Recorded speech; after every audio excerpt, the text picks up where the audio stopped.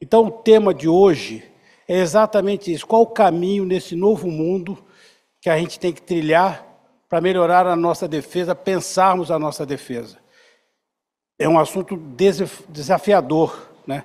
Então, o tema de hoje, a estratégia, o caminho, né? O mundo novo, que é a inteligência artificial e os impactos da defesa, esse é o desafio que nós temos aí o professor doutor Vinícius, que é uma honra estar aqui a seu lado, nesse tablado que é o tablado desafiador, que é o tablado da Escola de Comando de Estado-Maior, mas é um elemento adequado, certo?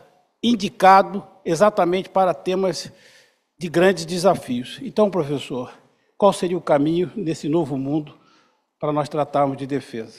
A palavra está com o senhor. Bom dia a todos e a todas, muito obrigado pela introdução, pela apresentação, saudando aí os generais, eu saúdo a todos que estão aqui hoje com a gente. É sempre uma alegria e honra voltar aqui à ICM para compartilhar um pouco de ideias e aprender um pouco também nos debates que a gente tem aqui. O tema que me propuseram hoje é um tema bastante desafiador e eu tenho que confessar que eu fiquei matutando com isso bastante tempo, né? Estratégia Brasileira de Inteligência Artificial com seus impactos para a defesa. Eu vou tentar, como os que já me ouviram em palestra sabem que não vai ter um slide falando, nós vamos seguir a seguinte estrutura, né? A estrutura que a gente vai seguir é a estrutura que o nosso cérebro nos conduz. Então, eu vou colocar uma porção de ideias, costurando uma com a outra, e a gente vai tentar fazer um sentido disso no final, certo?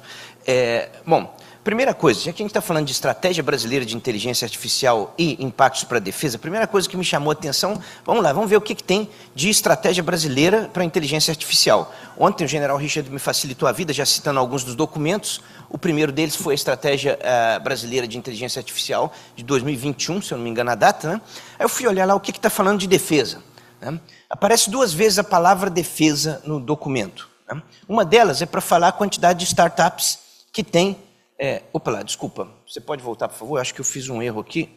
O botão do meio que é a luz, né? Isso. Obrigado. Isso. A primeira vez que fala é a quantidade de startups que tem segurança e defesa, né? Apenas 4 no Brasil naquele então. E a segunda citação é quando fala de defesa outra vez, mas fala dentro do capítulo segurança pública, né? Relacionados à segurança e à defesa, mas tratando de segurança pública. Ou seja, dentro desse documento de 2021 a gente não tem nada de defesa, basicamente falando. Podemos esquecer disso aí. Ele aparece novamente no outro documento, esse mais recente, agora de 2025, Inteligência Artificial para o Bem de Todos, Plano Brasileiro de Inteligência Artificial. Isso aqui não é uma estratégia, é um plano, já é digamos assim, uma maneira de transformar a estratégia em prática. Aparece a palavra defesa algumas 2 vezes, uma primeira no eixo temático 4, quando fala para inovação empresarial, aí fala onde estamos, né? Reforço de tecnologias para soberania e defesa nacional. É a menção que aparece a palavra defesa, e depois aparece novamente nas ações que vão ser listadas como ações para defesa. Entre todas elas, a última está lá, defesa, segurança pública e cibernética. Outra vez, a palavra defesa aparece associada à segurança pública. E nos planos listados, o que é mais interessante é que o único plano que aparece na defesa, segurança pública e cibernética, nessa categoria, é uma ação de impacto 37. Protege AI para a segurança da população, sistema de inteligência artificial para gestão de mídia, imagens e vídeos de câmeras corporais de policial. Esse é o único plano que tem de execução de inteligência artificial em defesa dentro dessa estratégia nacional para inteligência artificial. Bom, beleza, vamos um pouco mais adiante. Aí eu fui olhar nos novos documentos agora que acabam de ser autorizados e votados no Senado, o Plano Nacional, a Estratégia Nacional de Defesa, a Política Nacional de Defesa e o Livro Branco de Defesa. O que se fala ali sobre inteligência artificial? O que isso é relevante? E por que eu estou dizendo isso? Porque o que esses documentos norteadores eles têm? Eles são desencadeadores de ações. Se nesses documentos isso não é formulado, as ações ficam um pouco descoordenadas. E aqui, vamos começar a pensar nisso aqui, nós estamos falando de estratégia. Estamos falando de estratégia e muitas vezes o que nós acabamos de ver no plano é um plano basicamente de um nível tático, de colocar câmeras corporais com inteligência artificial, né? Se a gente olha para esses documentos, eles são aqueles que vão, como eu disse, formatar e delimitar para onde que a gente tem que ir em termos de ações posteriormente em relação à inteligência artificial. Bom, a primeira aparece na Política Nacional de Defesa, no contexto da PNDA, isso daí é só seguindo a sequência de onde vocês vão achar a citação que se fala sobre inteligência artificial. Diz lá, há uma tendência mundial de aumento de desigualdades tecnológicas quando se fala do ambiente internacional e de produtividade entre os países, em função do papel desempenhado pelas novas tecnologias e pelos investimentos em inovação. As tecnologias disruptivas, como a inteligência artificial, a realidade virtual e aumentada, a computação quântica, acentuam as assimetrias na área de defesa, o que influencia o equilíbrio de poder entre os países. Isso no ambiente internacional. Quando se fala do Brasil, não se menciona sequer a inteligência artificial. Ou seja, como se o Brasil estivesse fora da realidade do mundo, né? Como se a gente não tivesse que passar por essa preocupação que se define como uma questão internacional. Bom, e depois ainda nos mesmos documentos, quando se fala de geopolítica mundial, outra vez aparece o Artificial Intelligence em termos de defesa. Mais uma vez ressaltando a assimetria mundial. E aí, numa nota de rodapé, eu botei o 7 lá grande, porque aquilo ali é a referência para a nota de rodapé. Aí a nota de rodapé, não precisamos de ler isso tudo não, né? A não ser que vocês queiram dormir um pouquinho enquanto eu faço a palestra, né? Eu prometo falar um pouco mais baixo, que aí vocês podem dormir sossegados, tranquilos, né? De repente eu dou um grito que a gente acorda, né? Mas tudo bem, vamos lá.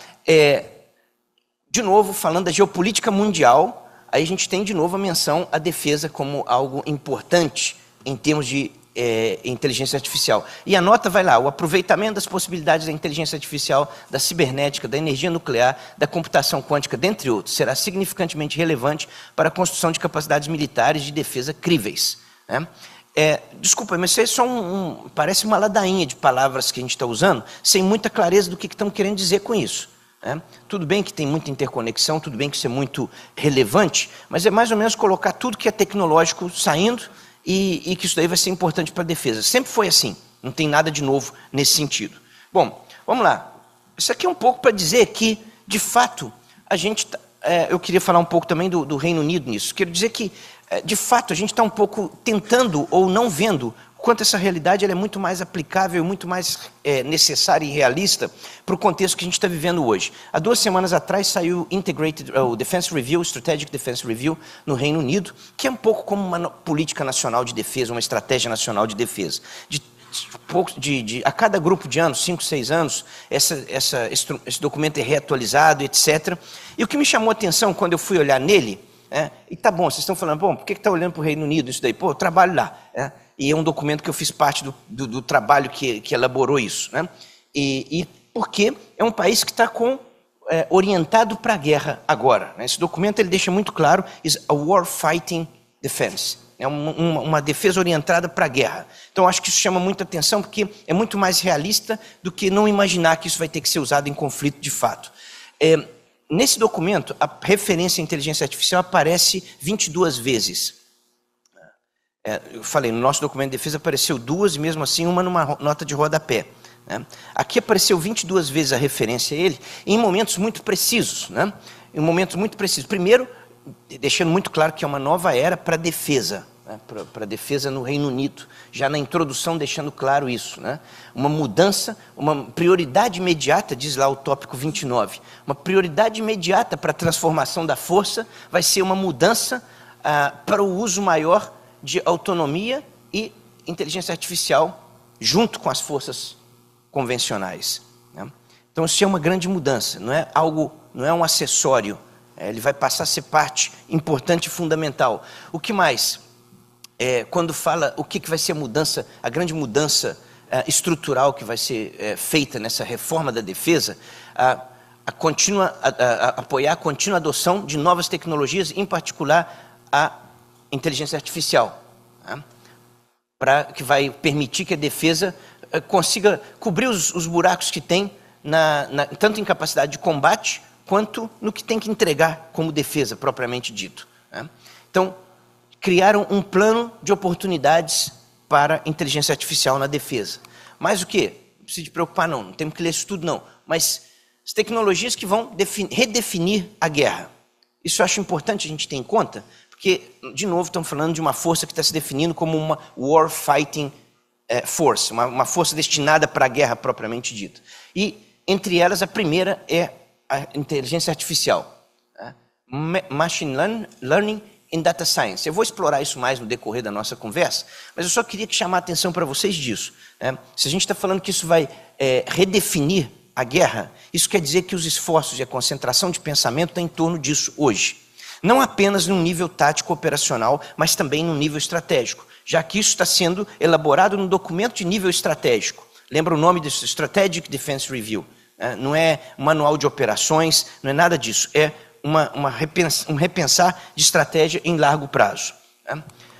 Bom, ele aparece outras vezes no documento, principalmente quando se fala de pessoal, a necessidade de educação, e eu quero voltar à palestra do general Galdino de ontem, que nos deixou muito claro que sem essa capacidade humana de produção de conhecimento e de inovação, não tem como a gente conseguir fazer essa transformação, e o Reino Unido deixa isso muito claro aqui também. E uma força pronta para a guerra, né, ou feita para a guerra no século XXI, vai ter uma prioridade imediata na transformação da força, vai ser uma mudança em direção ao uso da inteligência artificial e de autonomia. Né? E mais ainda, tem algumas recomendações ali no final. Eu deixo vocês olhando para essas recomendações em alguns minutos, para a gente pensar o seguinte, o que isso pode dizer para o Brasil? O que isso pode dizer para a gente? Que seriam hoje as recomendações que nós faríamos, vocês que são alunos de curso de Estado Maior, de curso de altos estudos militares, o que são as recomendações que vocês pensariam hoje que se deve fazer para nós, em termos de estratégia, para pensarmos em como incorporar isso para uma força apta para o século XXI, como é a proposta disso. Uma força fit for war, pronta para a guerra, no século XXI. Bom, aqui termina a minha parte de olhar para os documentos e para isso tudo. E vamos pensar então agora, fazer uma viagem no tempo, onde é que tudo começou? O que tem a ver isso o que tem de novidade nisso chamado de inteligência artificial e novas tecnologias? Né? A gente tem o primeiro computador usado também em defesa, foi o ENIAC, em 1945. Um computador muito prático, como vocês podem ver. Um pequeno número de operadores, realizava tudo o que o seu Nokia conseguia fazer alguns anos atrás. Né? Aí, isso tudo começa por aí. E começa de uma forma muito interessante, porque isso começa também a partir de uma necessidade ou de uma percepção da potencialidade que isso teria, transformativa. Guarda a palavra transformativa que eu vou voltar nela. Né? O que é a grande capacidade transformativa que isso teria para o domínio da guerra como um todo. Né? Eu vou fazer um pouco de digressão agora para a literatura. Lembra desse cara aí? Alguém lembra dele? Quem? Isaac Asimov. Pô, vocês não leram ficção não, cara? Por que isso? Deveriam fazer isso mais vezes. 1920 e 1992. Isaac Asimov escreveu um livro chamado I, Robot. A primeira edição foi em 1950. Nesse livro tem aquelas famosas leis da robótica. Gostou, né? Matou seu slide, cara? Não, na verdade foi um diálogo de slides. Né? Pois é, as leis da robótica estão aí. Ele fez isso numa ficção. Já imaginando a possibilidade de que haveriam máquinas autônomas capazes de realizar atividades que normalmente eram atribuídas apenas aos humanos, ele então define algumas regras para isso. E o que é mais interessante, eu também conecto com o que o general Richard falou ontem, são regras éticas. Tudo que ele fala aqui, inclusive essa última, a Lei Zero, né, foi adicionada posteriormente em edições posteriores a 1950, que diz: um robô não pode causar mal à humanidade ou, por omissão, permitir que a humanidade sofra algum mal. Isso são regras éticas. Ele já está antevendo isso lá em 1950. Mas não começa com ele, não. Não começa com ele, não. Antes da realidade existiu primeiro na ficção. Vamos lá, mais uma viagem na ficção. Esse daí eu duvido que vocês conhecem. Não? Conhece não, né? Karel Čapek, 1890 a 1938. O Karel Čapek é um autor muito importante, porque lá em 1920, ele escreveu esse livro clássico, uma peça de teatro, Rozumowie Uniwersalni Roboty, né? Os robôs universais de Rossum. É uma peça, uma ficção literária, que tem uma foto da primeira exibição dela. É uma ficção literária que esse dramaturgo, jornalista e filósofo, que viveu a Primeira Guerra Mundial e que viveu essa primeira guerra industrial e viu a capacidade da inovação tecnológica que poderia trazer para a guerra, ele cria os robôs universais de Rossum, e é a primeira vez que a palavra robô foi usada em toda a história do mundo ocidental. Ele cria a palavra robot. Né? Ele traz isso daí, vem da palavra tcheca, robota, que quer dizer um trabalho escravo, um tipo de escravo. Né? E Rossum é o nome do lugar, rozum também um jogo de palavras em rozum, em tcheco quer dizer razão, raciocínio. É uma ficção distópica, uma peça distópica, em que o rozum ele constrói uma capacidade de humanoide que é capaz de executar todas as atividades melhor que um humano, mais racional, mais rápido, mais eficiente. E, mais do que tudo, não tem nenhum sentimento, não tem nenhum afeto, não tem nada que o distraia da racionalidade. Né? E o jogo é isso, ele é um escravo ou ele é um humanoide? O que ele é? Essa otimização do trabalho. E é muito interessante, eu não vou falar mais da peça, para vocês não perderem o gosto de lê-la, mas tem um diálogo, né? Uma personagem, Helena Glory, é uma humana que vai visitar a fábrica de robôs, e o engenheiro começa a explicar para ela, Domin, e ele pergunta para ela, que tipo de trabalhador você acha que é o melhor do ponto de vista prático? Aí ela, talvez o mais honesto e dedicado, valores humanos éticos, né? E ele responde, não, aquele que é mais barato, aquele cujas exigências são menores. O jovem Rossum inventou um trabalhador com um número de requisitos. Ele teve que simplificar. Ele rejeitou tudo que não contribuía diretamente para o progresso do trabalho. Tudo que torna o homem mais caro. Na verdade, ele rejeitou o homem e criou o robô. Minha cara senhorita Glory, os robôs não são pessoas. Mecanicamente, eles são mais perfeitos que nós. Têm uma inteligência enormemente desenvolvida, mas não têm alma. Estou querendo trazer essa reflexão filosófica, porque nós temos que falar isso filosoficamente, e vai piorar no decorrer da palestra. Continua mais. Ela já com Halemaia, que é um outro personagem, um outro engenheiro da fábrica de robôs, ela diz, por que você não os faz mais felizes? Isso não seria possível, senhorita Glory. Eles são apenas trabalhadores. Mas eles são tão inteligentes? Paradoxalmente sim, mas eles não são nada mais do que isso. Eles não têm vontade própria, nenhuma paixão, nenhuma alma. Sem amor? Amor? Melhor não. Robôs não amam, nem a eles mesmos. Isso é curioso para a gente ler desse jeito, porque toda a discussão que nós temos tido hoje em torno de inteligência artificial é justamente o quanto os robôs tomariam a capacidade daquilo que os humanos fazem. As grandes discussões hoje éticas em termos de defesa, e você já deve ter acompanhado isso em muitas leituras, é assim, bom, e se o robô, e se uma artificial intelligence estiver programada para executar uma morte, será que ele vai ter decisão do que é certo, do que é errado? Será que eu posso fazer esse ataque ou não? Isso tudo são questões éticas que humanos se põem. E nós, como humanos que estamos produzindo essa inteligência artificial, lembrem disso. Inteligência artificial, robôs e o que seja, são só produtos de desenvolvimento da ação humana. A escolha da ação é humana ainda. Não pensemos que isso está separado da ação humana. Eu vou voltar nisso mais vezes.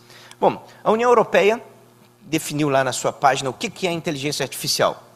Como o general Richard mostrou ontem, a definição que o exército está usando é muito semelhante, como ele disse, varia uma vírgula para cá, um verbo para lá, mas a definição é muito semelhante. A inteligência artificial é a capacidade que uma máquina para reproduzir competências semelhantes às humanas, como é o caso do raciocínio, aprendizagem, o planejamento e a criatividade. Opa, essa palavra é nova.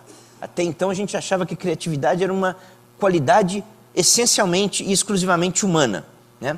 Vamos deixar isso daí porque isso vai ser muito interessante. Mas ao fim e ao cabo é a mesma definição do robô lá do Rossum, né? Capaz de executar atividades humanas melhor, mais otimizado. A inteligência artificial permite que os sistemas técnicos percebam o ambiente que os rodeia, lidem com o que percebem, resolvam problemas, agindo no sentido de alcançar um objetivo específico. O computador recebe dados já preparados ou recolhidos através de seus próprios sensores, como, por exemplo, o uso de uma câmera, processa e responde. Os sistemas de AI são capazes de adaptar o seu comportamento até certo ponto, através de uma análise dos efeitos das ações anteriores e de um trabalho autônomo, né? Através de uma análise do que ações anteriores. Não é um aprendizado prospectivo, é um aprendizado retrospectivo, certo? Inteligência artificial ela não prospecta, ela retrospecta. Isso é muito importante ter em conta. A artificial inteligência ela não é capaz de antever futuros prováveis, talvez não tanto possíveis, porém não acontecidos anteriormente. E vem esse gráfico aí que mostra onde que está sendo usado a Artificial Intelligence. O que eu quero chamar a atenção nesse gráfico, nessa definição, é o seguinte: isso aqui não é futuro não, gente. Isso não é futuro, isso é presente e já passado. Nós já vivemos numa realidade de convivência com a inteligência artificial em diversos níveis, e se nós estamos, enquanto Forças Armadas, pensando que isso ainda é futuro, nós já ficamos para trás pelo menos 50 anos. Isso é importante ter em conta. Vamos um pouco mais aí, deixa eu ver se eu falei tudo aqui, porque tem umas anotações. Isso. E outro detalhe interessante: os objetivos continuam sendo definidos por humanos. E talvez aqui seja muito a diferença entre o que é tático e o que é operacional. Não é mesmo? Até as palavras que a gente usa é interessante. No treinamento tático que vocês dão para tenentes, soldados, etc., a gente dá instrução, a gente mostra como fazer. Né? E às vezes fala assim: não pensa muito não, cara, executa. Porque se você pensar demais vai dar problema. Né? Quantas vezes a gente repetiu isso? Né? Isso no ambiente tático. No ambiente estratégico não dá para pensar desse jeito. Eu preciso de pensar nas variáveis possíveis, improváveis, algumas delas, mas eu preciso de imaginar o que não é apenas instruído. A inteligência artificial até agora ela é muito bem definida, tática e operacionalmente. Estrategicamente, talvez é por isso que a gente não coloca ela na nossa estratégia. Por quê? Como usar a inteligência artificial estrategicamente em defesa, e não apenas operacionalmente, taticamente. De novo, eu vou voltar nisso. E o tempo me permitirá, oxalá. Bom, vamos adiante. O que é novidade na inteligência artificial? A novidade é que a inteligência artificial ela não é apenas um instrumento, ela também é um agente. Lembra naquela definição inicial que falou que ela é capaz de tomar decisões a partir dos dados recebidos? Então, a coloca como um agente. Ela pode tomar certas decisões, independente da ação humana. Portanto, ela não é apenas uma ferramenta. Essa é a primeira transformação grande em defesa. A inteligência artificial, ela é qualitativamente diferente de tudo que a gente já desenvolveu, tecnologicamente falando, em termos de defesa, em termos bélicos. Machado, lança, facão, fuzil, metralhadora, blindado, canhão, isso são hardwares. Todo o desenvolvimento tecnológico que a gente teve em guerra, até a bomba atômica, ainda são ferramentas. Elas não decidem, elas não agem, elas são ativadas. Na inteligência artificial, ela é agente. E ela é um agente que, muitas vezes, induz ao humano a tomar uma decisão sem a reflexão prévia dessa tomada de decisão. Quando o humano delega a decisão a um tomador de decisão que não é reflexivo, aí eu estou começando a mudar um pouco a coisa aqui. A inteligência artificial ela começa a se tornar esse agente, e por isso é preciso que a gente pense claramente nesse aspecto ético de novo disso. A inteligência artificial não é um equipamento apenas, mas ela está sendo preparada para tomar ação, para decidir. E nesse sentido ela tem implicação técnica. Bom, vamos lá, brincar um pouco mais com conceitos. Vamos falar um pouco de evolução e transformação. Fiz de propósito a escolha desse logo do Twitter aí, para mostrar o que é a diferença de evolução para transformação. A inteligência artificial ela é mais transformativa do que evolucionária. Eu vou explicar por quê. Ainda que tecnologicamente ela venha sendo evolutiva nas suas capacidades, lembra que a gente começou com um computadorzinho lá, o ENIAC, e hoje que um chip faz, isso é evolução. Sua inserção na defesa, no entanto, não é apenas uma evolução, ela é uma transformação. Não é mais um novo modelo do que a gente sempre fez. Ela é transformativa nesse sentido. Há um salto muito grande entre o que acontecia aqui e ali em termos de transformação. Olha o logo do Twitter, a evolução do logo do Twitter.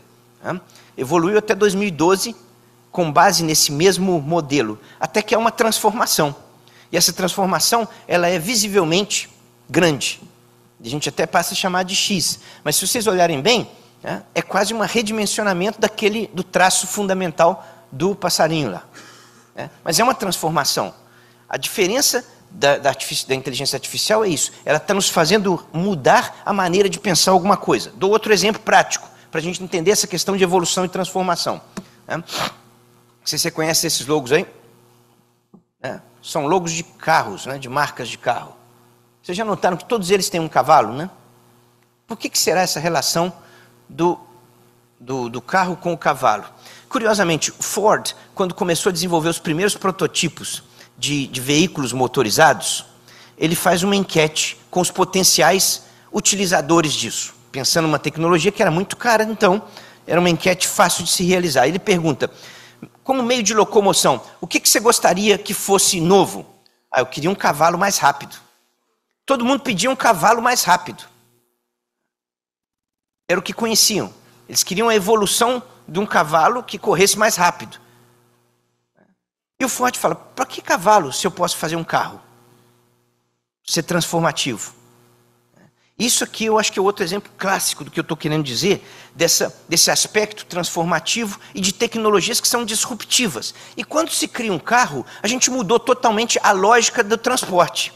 Eu começo a criar regras de funcionamento de estradas, onde que tem que ir, onde não tem que ir, o que pode, o que não pode. Hoje vocês têm que tirar uma carteira de motorista, fazer uma porção de testes, treinamentos, etc., porque é uma lógica que tem que ser tratada e estudada nisso. Né? Então, isso é transformativo, isso é disruptivo, porque muda completamente a relação que os humanos têm com eles mesmos e com as realidades em que eles estão. Né? É um pouco isso na defesa. A inteligência artificial pode até ser útil para a gente fazer blindados mais modernos ou aviões mais rápidos. Mas por que fazer um carro de combate e um avião se a gente pode fazer mais do que isso? Para que fazer cavalo mais rápido se a gente pode fazer carro? E essa é a grande pergunta que os estudos em inteligência artificial nos põem hoje. Por que nós estamos pedindo para ele apenas um avião mais rápido, mais ligeiro, se eu posso fazer algo mais do que isso? O que é esse algo mais? Aqui é o espaço da inovação. Aqui é o espaço da ousadia. Aqui é o espaço de um Ford, de pensar o que eu posso fazer com isso. O que essa nova tecnologia disruptiva me permite fazer para saltar da evolução para a transformação.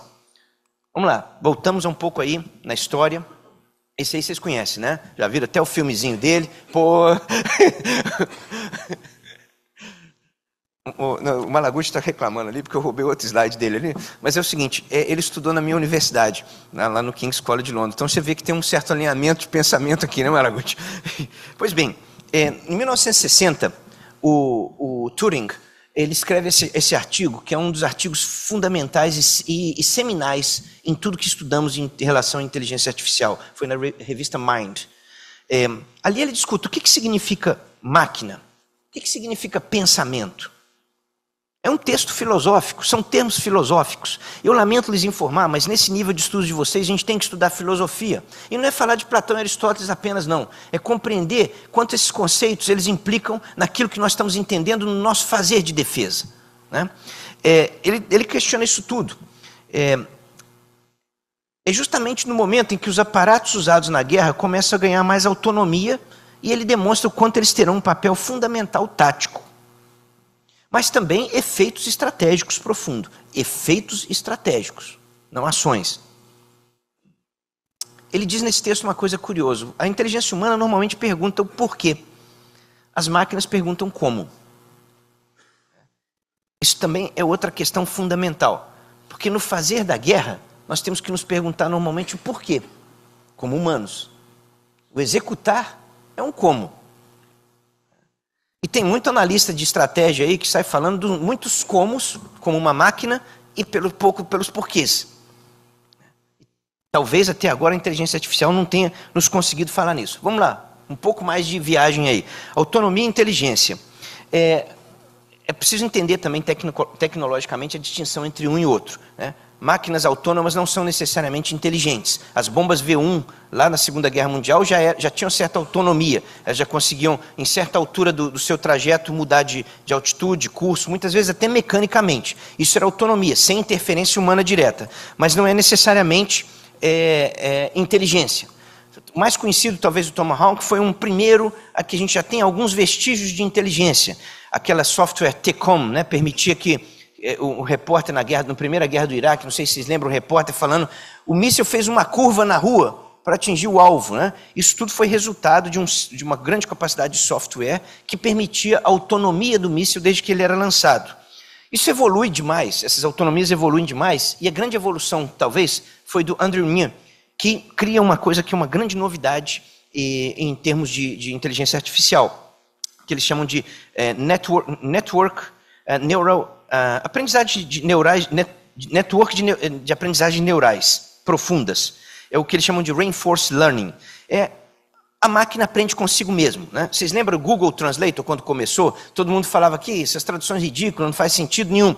O uso foi fazendo com que a máquina aprendesse e necessariamente melhorando, né? A grande maioria dos sistemas de computador que a gente usa hoje, eles aprendem com o nosso uso. Nós instruímos, de certa forma, como eles vão se aperfeiçoando. E esse foi tudo graças a esses processos de network, de profunda aprendizagem neural, que o Ning desenvolveu. Ele trabalhou para a Google há muitos anos, que permitiu esse tipo de coisa. Permitiu a questão de reconhecimento facial. Quer dizer, o usuário fornece os dados, o computador processa e decide. Numa velocidade e uma capacidade de projeção e processamento de dados infinitamente superior que qualquer grupo de humanos conseguisse fazer em curto tempo. É um salto qualitativo muito grande. Com essa capacidade de processar todos esses dados tão rapidamente, também a tomada de decisão fica muito mais imediata, com a aparência de que foi racionalizada, quando na verdade ela só foi um jogo. Ele antecipou decisões, né? E ao antecipar decisões, ele coloca uma pergunta fundamental no comando e controle. Quem é que toma a decisão, ao fim e ao cabo? Os Estados Unidos criou o Maven em 2017, né, que é um projeto piloto que fizeram no Ministério da Defesa, projetado literalmente para ser um projeto piloto, pioneiro, uma centelha que acende a chama de inteligência artificial no restante do Departamento de Defesa. Foi um pouco para agregar o que nós temos de inteligência artificial e que pode ser utilizado em defesa. O que é interessante notar, no entanto, é que todas essas evoluções até hoje têm sido muito no nível tático. Como executar o poder de fogo no momento e no local preciso. O campo de batalha se torna mais, digamos assim, eficiente, com menos recursos e mais rápido, especialmente após o conceito das guerras rápidas, né? Então, o artifício de inteligência ajudaria nisso. Cria-se, então, um conceito do Human Machine Team, o time homem e máquina, na interação homem-máquina, que vai desde os caças de última geração até o próprio soldado equipado com uma porção de equipamentos que lhe permite o uso de inteligência artificial em processamento de dados no combate imediato. É a interação do humano com o tecnológico no seu mais profundo. O único problema, e todos os estudiosos desse tema concordam, o único problema é uma coisa chamada humano. É a única variante descontrolável. E o exemplo claro que se dá nisso é o seguinte: esse soldado que está aí recebendo todo o monitoramento, direcionando o fogo, orientando onde ele tem que ir, e que vira a esquina que tem... Se ele passa um cachorrinho do lado dele, não tem nenhum computador que prevê se ele vai parar para fazer um carinho na cabeça do cachorrinho, ou se ele vai chutar o cachorro, ou se ele vai ignorar o cachorro. Qualquer uma das coisas muda 3, 4 segundos no operação tática. E isso desmonta completamente tudo aquilo que a inteligência artificial planejou e projetou, porque ela planejou para otimização, e ela não tem como prever qual é a reação humana. A reação humana é o imprevisível, ou impredizível, nessa relação homem-máquina. Então, de novo, nós voltamos a essa grande questão do agir humano, que é o fundamental nisso. Eu estou tentando correr, porque agora vai entrar um negócio mais chato, que é, de novo, o que é transformativo na inteligência artificial e na defesa. Vocês lembram ontem na palestra do general Richard que ele falou, a gente já não sabe mais se o que é o sujeito, o que é o objeto? Ele estava falando de gramática, eu vou falar de gramática também. Eu estou dizendo o seguinte, olha, a inteligência artificial ela não é uma mudança paradigmática, ela é uma mudança sintagmática, em termos de defesa. E o que eu quero dizer com isso? E não fica falando mal de linguística e tudo mais, não, porque a inteligência artificial começou com muitas teorias linguísticas. Certo? Foi entendendo como que línguas funcionam que se criou uma série de protocolos de inteligência artificial para pensar mecanismos de processar dados rapidamente. Mas o que... e outro detalhe, para quem reclama disso, né, o pessoal de humanas, etc., Clausewitz fala da gramática da guerra. Eu vou voltar na gramática da guerra do Clausewitz daqui a pouco. Bom, o que acontece com a inteligência artificial? Ela não é um combustível mais eficiente, menos poluente. Ela não é um novo metal mais forte. Ela não é uma forma de energia. Ela não é um sextante modificado. Ela não é uma bússola com uma precisão mais eficiente e tudo mais. Ela é uma mudança qualitativa e não quantitativa. Ela muda a gramática da guerra. Não só os meios que a gente faz a guerra, mas como se faz a guerra. Se pensar a guerra. Essa gramática que o Clausewitz fala da guerra. O que eu chamo de mudança sintagmática e não paradigmática? Em linguística, a gente chama de paradigmas aquelas palavras que ocupam certos lugares na frase. Então, I, she, they, the teacher, isso é sujeito. No meio tem o verbo e aqui tem o objeto. Se a gente pensar assim, olha, canhão, revólver, pistola, metralhadora, isso são paradigmas. Atira, recua, estraga, são os verbos que você pode usar com esses paradigmas. A inteligência artificial ela entra ali com uma outra categoria. Ela não é nem sujeito nem objeto. Ela é uma nova maneira de se pensar gramaticalmente ou estruturalmente, e por isso sintagmática, ela muda a maneira com que eu olho para a guerra. Pô, isso aí é problemático demais, né? Olha, em 2014 já tinha um bom artigo sobre isso. Artificial Intelligence, War's New Grammar, e usando Clausewitz. Clausewitz dizia, no seu tão famoso texto que todo mundo cita, tendo lido a introdução, ele fala assim, olha, a política, você lembra aquela frase, né? Guerra, continuação da política. A política é a lógica da guerra. A conduta da guerra é a gramática da guerra. Então, essa gramática da guerra que está sendo mudada agora, ela está requerendo uma série de outros pensares e uma série de outras organizações. Uma matéria que saiu muito boa também no The Economist, algum tempo atrás, dizendo que como a inteligência artificial mudaria completamente o conceito de guerra. O que isso é importante para nós? Nós sabemos que forças armadas, por natureza, elas são lentas em reconhecer mudanças e incorporar novas tecnologias. É um processo longo para fazer essa absorção. Veja só, e além de tudo, a gente vê coisa nova e quer colocar no velho. Quando surgiram os blindados na Primeira Guerra Mundial, uma paradigma totalmente novo, o que a gente fez? Chamou de cavalaria. Continuou a pensar numa lógica anterior. Não entendemos que aquilo era uma outra coisa. Levou tempo até a gente desenvolver isso. Mantivemos o nome cavalaria, etc. Até hoje, as Forças Armadas do mundo se dividem em pelotão, companhia, batalhão, regimento, brigada, imitando o modelo lá dos decúrias, centúrias e legiões romanas, basicamente. Será que com essas novas tecnologias todas, essa gramática não terá que ser mudada? Será que não é a grande revolução que se avizinha e que já se mostra como uma realidade? Eu vou dar exemplo concreto. Não é isso? Será que esse novo que está aparecendo não vai nos requerer repensar essencialmente o próprio desenho e estrutura que nós temos de forças armadas pelo mundo afora? E é melhor que a gente comece a pensar nisso, do que a gente tenha que receber isso como uma bomba em cima da cabeça da gente e ter que resolver na última hora. É melhor que a gente faça isso, como dizem os ingleses, by design than by default. Inteligência artificial requer uma nova cultura de forças armadas, de guerra e de instituições mesmo de forças armadas. Talvez seja preciso mudanças grandes. Isso a gente tem que repensar porque a relação desse soldado com a realidade e com o impacto dele no combate é muito maior do que sempre foi anteriormente. Um soldado com a capacidade de tomada de decisão, com tantos dados fornecidos para ele através de inteligência artificial, ele é muito menos dependente de um comando imediato de um sargento ou de um tenente. Ele se torna um agente mais capacitado.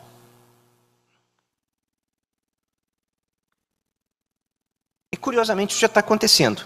A guerra da Ucrânia tem mudado qualitativamente a natureza e a gramática da guerra mesmo. É claro que ainda tem dependência de hardware, é claro que eles ainda precisam de obus de 105 de artilharia o tempo todo, é claro que isso continua existindo. Aqui não é, de novo, uma revolução, é uma transformação. Mas a potência da inteligência artificial ficou clara nisso. Ela tem grandes capacidades nesse sentido. Houve na guerra da Ucrânia, uma grande estrutura de tecnologia de informação, de educação, a evidência da necessidade de produção energética, a inteligência artificial na tomada de decisões em combate, como reconhecimento visual de imagens com veículos autônomos, etc. Isso foi interessante que não foi só o Estado que desenvolveu, foram muitas startups que capitalizaram e permitiram a inserção de novos atores. E aí olha que interessante que o Center for Strategic International Studies publicou uma estrutura de como essa inteligência artificial está incorporada na própria dimensão na Ucrânia, de como isso acontece. E ali a gente tem uma porção de atores que não são necessariamente militares, né? A gente tem atores que é a indústria estratégica, né? Um ministério de transformação digital, com algumas unidades diretamente relacionadas à guerra, mas que não estão só sobre o Ministério da Defesa, né? Tem nos assuntos internos também algumas unidades especiais, né? E esse departamento que é importante, inovação, desenvolvimento e aceleração. Ontem a palestra do general Galdino foi muito evidente sobre isso. Se não tivermos a capacidade de inovação, se não tivermos a capacidade de transformação dessa inovação em indústria, potencializar, isso é inútil. Mais do que nunca, esse diálogo entre produção científica, civil e militar tem que andar de mãos dadas. E o que é interessante é que a Ucrânia chegou a criar também uma quarta força armada, né? É o Sili Bespilotnik System. Pode clicar aí, por favor, no link, só para a gente dar uma olhada rápida no site. Eu sei que o meu tempo está quase se esgotando e eu estou quase chegando ao final. Tenha um pouquinho de paciência comigo. Pois é, esse é o site dessa nova força. Até o design já é diferente, mostra o que é a missão deles, né? Sistemas. Quando fala de sistemas unmanned, né? não humanos, não está falando só de drone e de drone aéreo e terrestre, não. Está falando de qualquer outro tipo de sistema. Inclusive sistemas de comando e controle de tomada de decisão. Você pode rolar um pouquinho para só ver rapidamente isso. Eu aconselho a dar uma olhada o que é isso, como que faz. Pode ir rodando mais. No vídeo não precisamos clicar não, pode seguir aí. Bom, aí eles estão mostrando quais são os instrumentos que eles têm para os três domínios físicos. Pode passar um pouco mais, o comandante, né? Tá vendo que ele está precisando de passar por uma disciplina lá, né? Ele está fazendo a barba não há muito tempo, né? Tem que punir o cara aí, cadeia nele, né? Bom, as unidades, pode rodar um pouquinho mais, as unidades que estão subordinadas a essa força, né? Podemos voltar para o slide, por favor. Isso é só mesmo para a gente ter uma ideia de que isso já está sendo implementado como realidade. Não é nada de absolutamente novo, né? E o que é isso daí? Os desafios que a gente tem, e aqui eu estou aproximando mesmo para o meu final. Quais que são? Como que a gente consegue fazer essas transformações todas em termos doutrinários? Doutrina é mais ou menos gramática. Quais são as gramáticas que nós estamos desenvolvendo para essa nova linguagem? Ou para esses novos agentes que tem por aí? É importante lembrar que a guerra continua sendo um fenômeno demasiadamente humano. O desafio que a gente tem pela frente é com que todas essas capacidades de inteligência artificial, a gente transforme isso de tático e operacional para estratégico. Eu acho que tem algumas lições para o Brasil, e aqui eu tenho 3 slides para terminar, esse com as reflexões primeiras. Acho que são os desafios que a gente tem pela frente e que vocês são convidados a participar desse debate, porque aqui é uma escola onde se pensa isso. E os que estão aqui como civis também são pensadores disso. Primeiro desafio grande, o desenvolvimento de inteligência artificial requer uma grande quantidade de energia. Qual que é o impacto que isso terá para o Brasil? E quando eu estou falando de grande quantidade de energia, eu estou falando de grande quantidade de energia mesmo. Não é só mais uma usina hidroelétrica, não, né? E, de novo, o Malaguti é mais conhecedor técnico disso, depois ele pode falar para a gente quanto de energia precisa, para manter todos esses dados, todos esses bancos de dados funcionando e acessíveis.